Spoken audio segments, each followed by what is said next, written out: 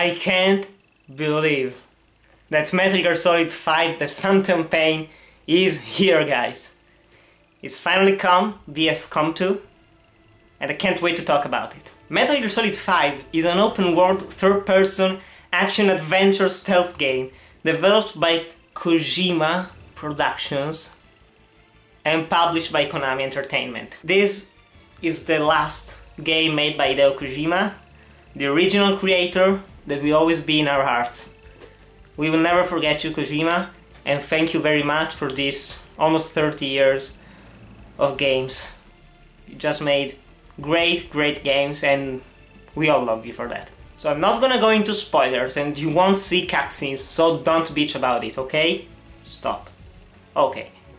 The story is very different from the other Metal Gears. First of all, it's sold mainly through cassette tapes, which is something that I really enjoyed actually. Some people are liking them, some people are hating them, and it all depends on you.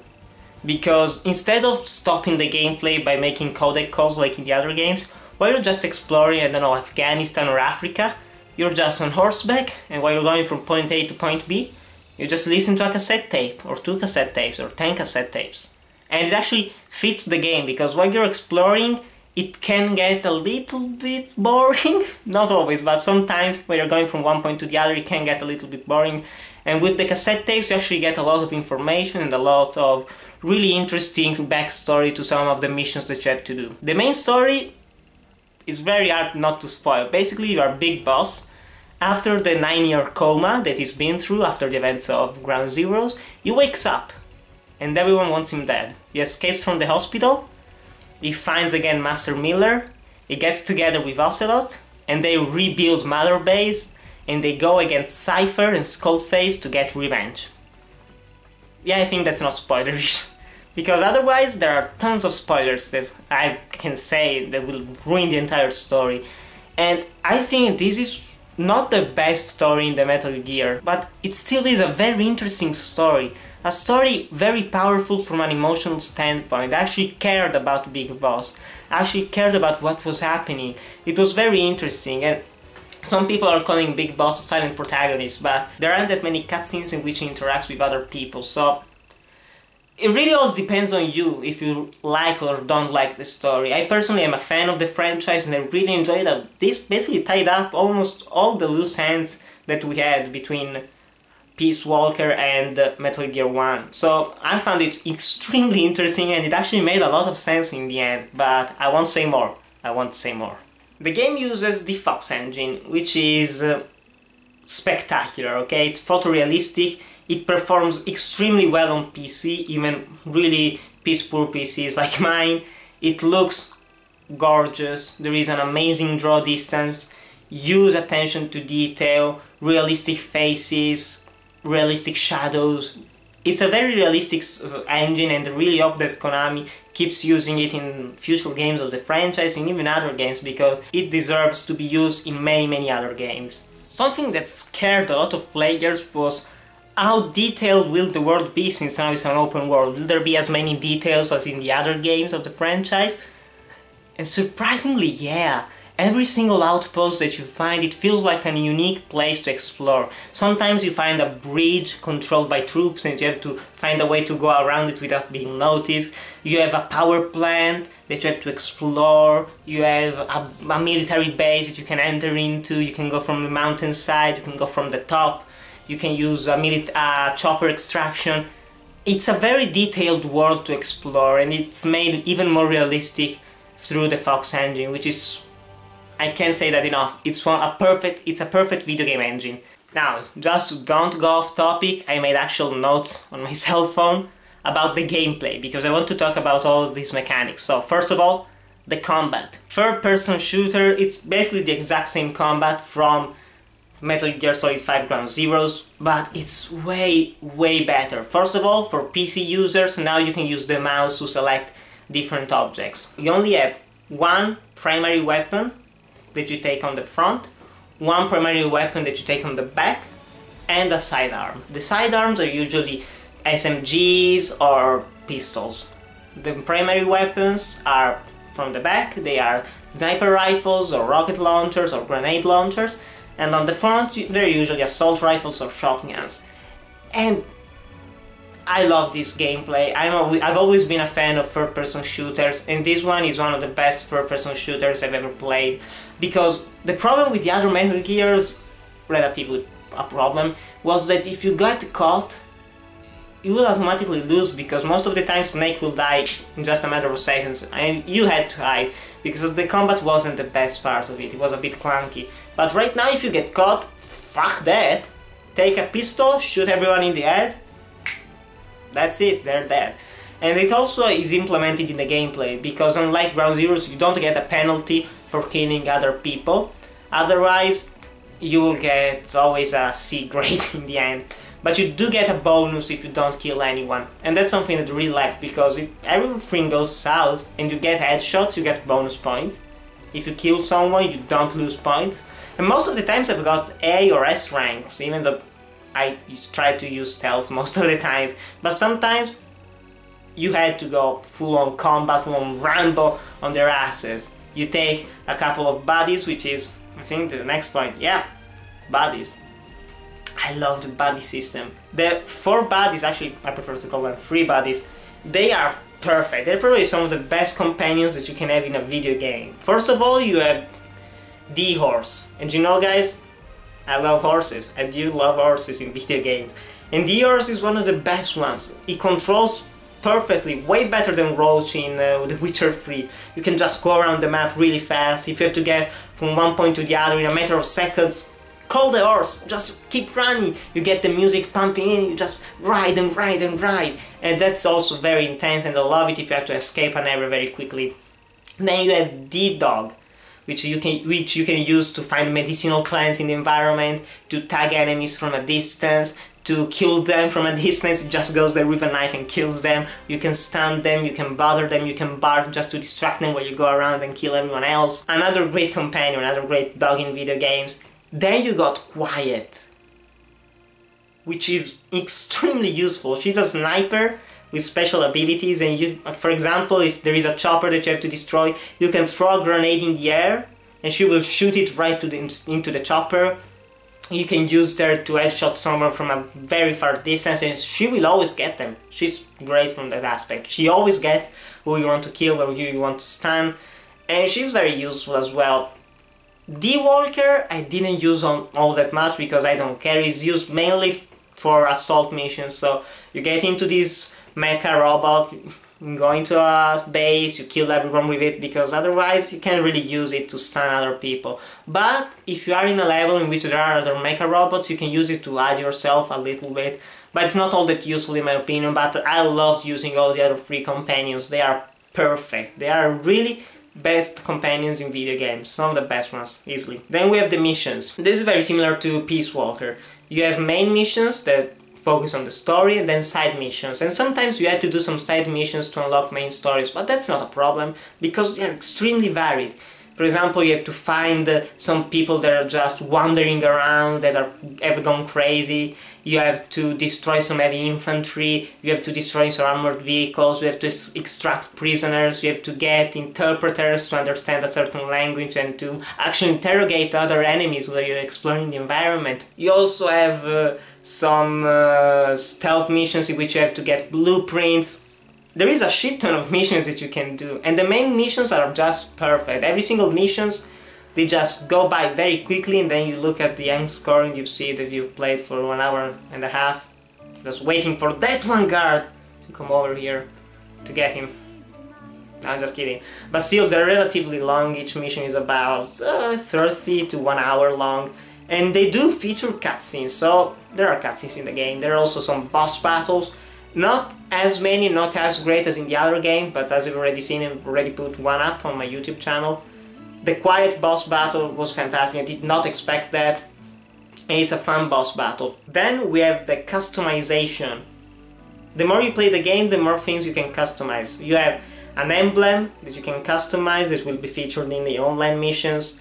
You have the helicopter that can be customized to get different aspects of it. You can customize the weapons, you can customize each little aspect of them. You can customize also the color, you can customize the bodies, you can customize Solid Snake's uniforms. You can customize Mother Base, you can customize the vehicles, you can customize some of your soldiers.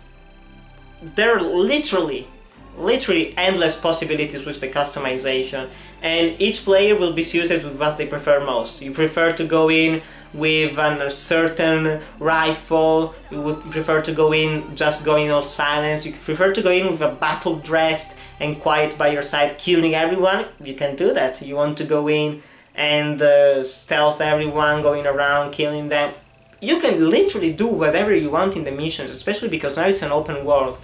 And it's one of the best open world games out there, because it actually takes the open world aspect and features it in the gameplay. Because most open world games, what is an open world game usually, is just go from point A to point B, but you can explore the environment and see some cool shit.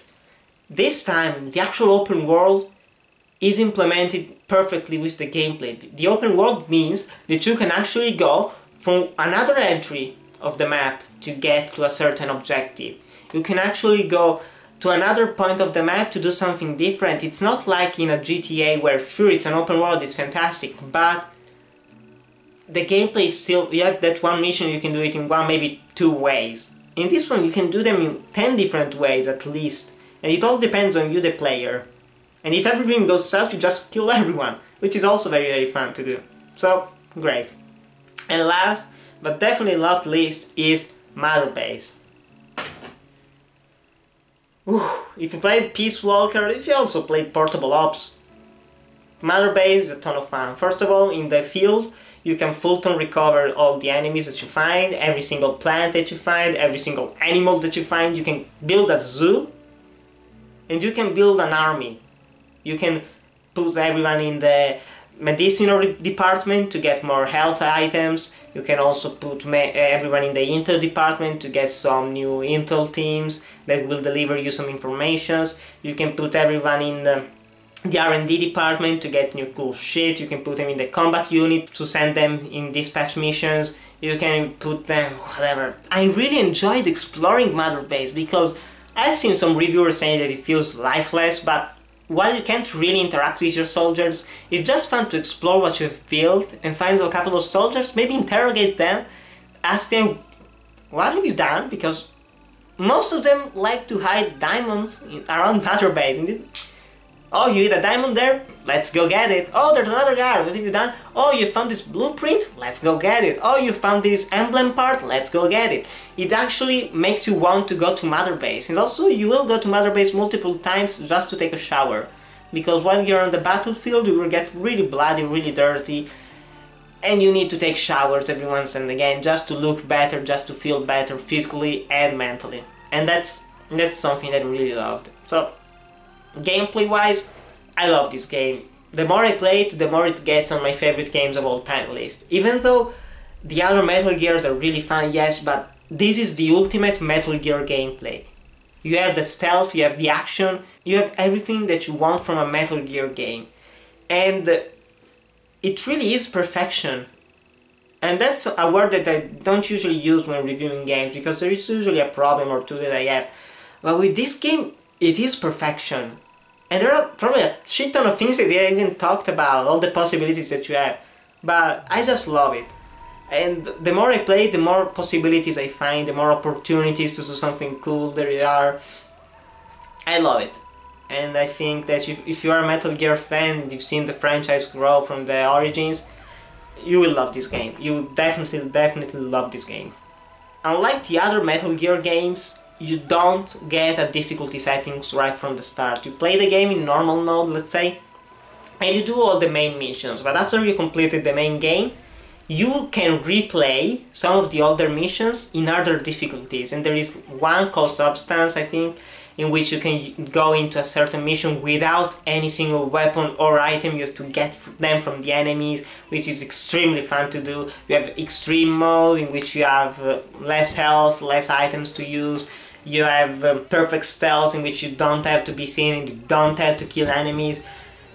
It's a ton of fun, it increases the challenge of the game, but as always, if you're playing a normal mission and you're having problems, it never gets frustrating, because if you try going in stealthily and it all goes south, You take a really powerful machine gun and you blast your way through. Yeah, you will get a relatively bad score, but still, it's not frustrating, and it still feels like a Metal Gear game in terms of challenge, because it's not all that easy sometimes.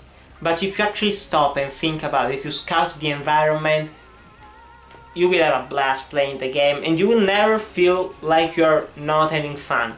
It always feels exciting. Every single mission, every single side ops, there is always that tension. The tension that I love in Metal Gear games. The sound. So, first of all, let's get sound effects. Great, they're very similar to the ones in Ground Zeroes. The headshot sound, perfect, really satisfying. All the other sound, the footsteps, the different machine sound, the different sounds of the guns, they're just perfect, okay? Then we have the voice acting. Kiefer Sutherland, he doesn't talk all that much in the cutscenes, but if you actually listen to the cassette tapes, he talks quite a lot.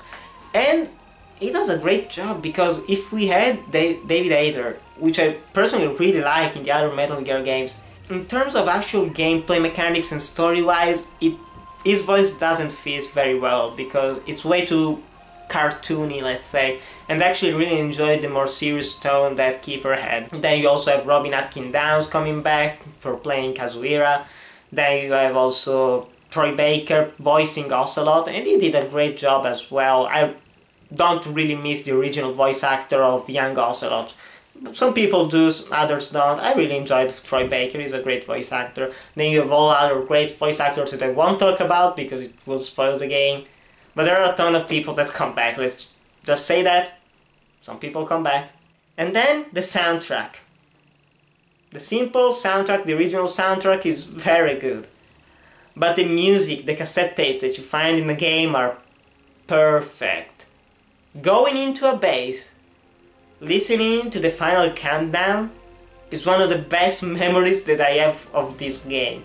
Or blasting Take On Me through the chopper while you're escaping on the horse, and you listen to the music coming in, the chopper arriving, everyone shooting at you, you're riding on the horse. It really adds up to the whole experience, and I loved it, and I had a blast listening to all the songs, all the cassette tapes, and the sound department is perfect as always in all the Metal Gear games.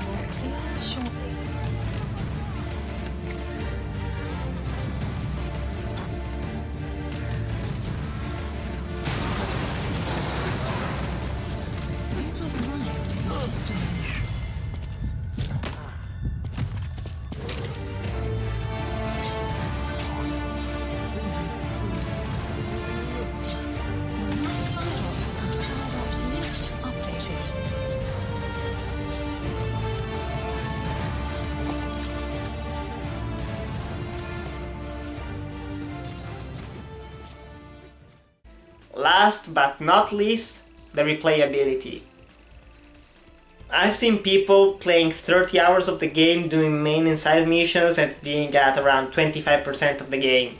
It's a long game if you want to complete it. Then, not spoiling anything, but there is a true ending and you have to complete all the new missions to get it, and it's really worth it. And I think that if you enjoy the franchise, you will likely spend even more than 100 hours playing this game, maybe even 1,000 hours, maybe replaying the game, doing different choices, because there are also some different choices in the story that will change the outcome in a relatively big way. There are also a ton of Steam achievements to unlock. There is also the FOB system, which is the forward operating base. You can infiltrate other player bases and steal items from them, and they can do that to you as well, and you can go and defend it. There will also be the multiplayer component, but that will be a whole other review when it comes out on PC, okay? I will review it, and I will also make some videos about the FOBs, because right now I really didn't want to play online, and it was really hard because there were some server issues, but now they fixed this, so In the next couple of weeks I will put out some videos about the FOBs. Overall guys, Metal Gear Solid 5 The Phantom Pain is my second favorite Metal Gear game of all time. Because Snake Eater has the better story, sure, but this one is just perfect in terms of gameplay. The story is extremely interesting. It doesn't have memorable moments like the other Metal Gear games, but it's still a very interesting story.